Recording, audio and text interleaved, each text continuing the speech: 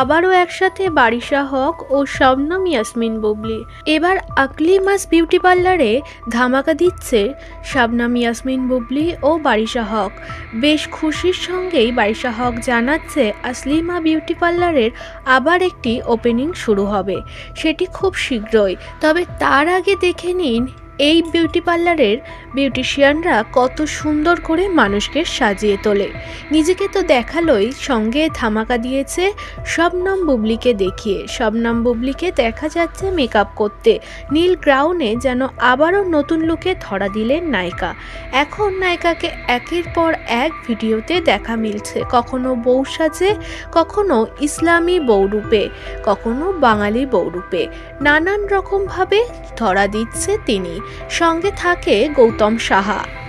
বুবলির যে কোনো ভিডিও সামনে আসলেই তা রীতিমতো ভাইরাল হচ্ছে সোশ্যাল মিডিয়াতে।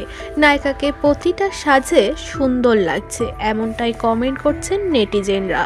সঙ্গে অনেকেই বলছে বারিশা হকের সঙ্গে বন্ধুত্বটা যেন একদম জমে ক্ষীর বুবলির, তা তাদের ভিডিও দেখলে বোঝা যায়।